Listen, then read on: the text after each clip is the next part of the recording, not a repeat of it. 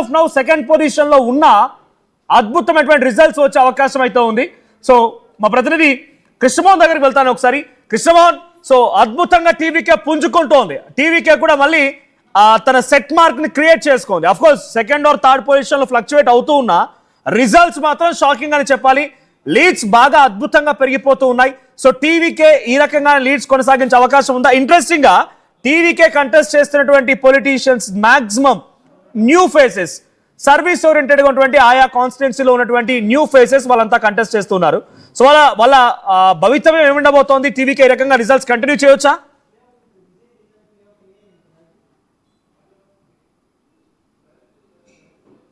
34 స్థానాలకు గాను 209 స్థానాలకి సంబంధించిన లీడింగ్స్ ప్రస్తుతం నేను మీకు ఒక షాకింగ్ న్యూస్ చెప్పబోతున్నా. 209 లీడింగ్స్ వస్తున్నాయి. దీంట్లో టీవీకే 91 స్థానాలకి చేరుకుంది. 91 స్థానాలకి విజిల్ పార్టీ చేరుకుంది.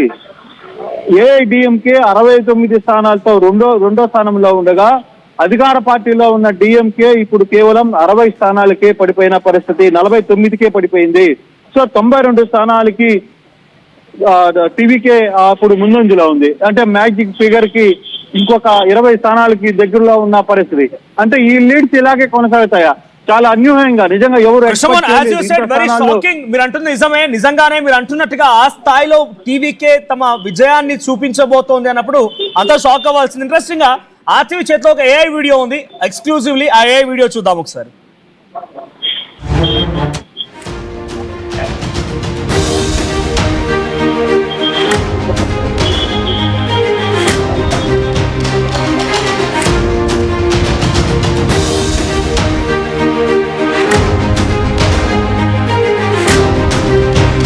స్టార్టింగ్ లో డిఎంకే అద్భుతంగా ఒక ఫైట్ ఇవ్వగలిగింది, కానీ ఎండింగ్ క్లైమాక్స్ కి వస్తుందనే లోపు ఇంటర్వెల్ సీన్, ఇప్పుడు మనం ఇంకా క్లైమాక్స్ రాలేదు, ఇంటర్వెల్ లో ఉన్నాం. ఇంటర్వెల్ కి వచ్చేసరికల్లా విజయ్ దుక్కు రేగొడుతున్నాడు.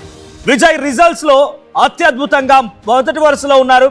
విజయ్ ఈ standing on first place and DMK ఇక్కడ లాస్ట్ ప్లేస్ వరకు వెళ్తోంది అనేటువంటి సంకేతాలు కూడా కనబడుతున్నాయి. Krishnamohan, you please go on. ఏంటి, ఏం మారిందని చెప్పాలి? ఈ రిజల్ట్స్ లో ఎలా ఫ్లక్చువేట్ అవుతూ ఉన్నాయి? పబ్లిక్ ఒపీనియన్స్ ఏ రకంగా మారుతూ ఉన్నాయి? మనం మార్నింగ్ నుంచి కూడా కొంత విశ్లేషణ అని చెప్పినాం. కొత్త ఓటుకి కావాలి అనుకుంటున్నాడు. ఎందుకంటే గడిచిన కొంతకాలంగా 40 సంవత్సరాల కాలంగా జరిగిన ఎన్నికలు ఒక ఎత్తు తమిళనాడులో.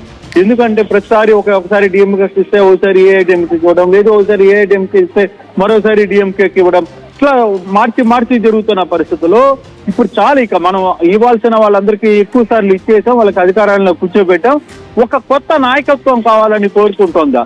ఇప్పుడు రిజల్ట్స్ కానీ మనం కానీ చూసుకుంటుంటే 234 స్థానాల్లో నా దగ్గర 212 స్థానాలకి ట్రెండ్స్ ఉన్నాయి. దీంట్లో దాదాపుగా 92 స్థానాల్లో విజయ్ పార్టీ ఉంటే, 68 స్థానాల్లో ఏఐడిఎంకి ఉంటే, డిఎంకే 52 స్థానాలకి పడిపోయిన పరిస్థితి. అంటే 92 స్థానాల్లో విజిల్ మోగుతోంది.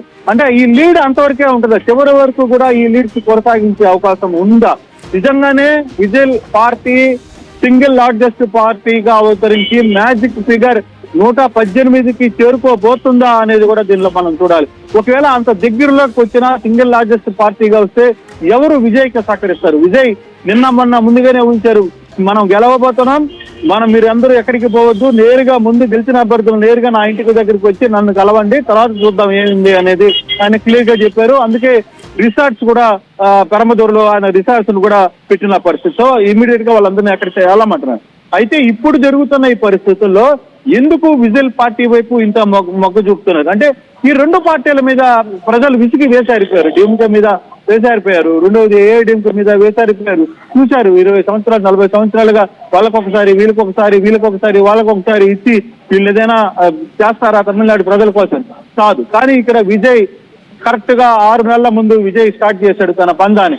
నేను మీ అందరికీ వ్యతిరేకంగా వీళ్ళందరికీ కాదు, ఒక కొత్త తమిళనాడుని తీసుకురాకపోతున్నా, కొత్త ప్రజల్ని చూపించబోతున్నాను. మీరు ఈ వ్యవహారంలో ఇప్పుడు దాకా జరుగుతున్న స్టాలిన్ అంకుల్ అని కూడా మాట్లాడాడు. చాలు అంకుల్ మీరు చేస్తుంది తప్పు అని చెప్పి స్టాలిన్ మాట్లాడిన పరిస్థితిగా ఏఐడిఎంకే గురించి అసలు ఆయన ఏ రోజు కూడా మాట్లాడిన ఫైట్ డిఎంకే వర్సెస్ టీవీకేనే అని చెప్తూ వచ్చిన పరిస్థితి.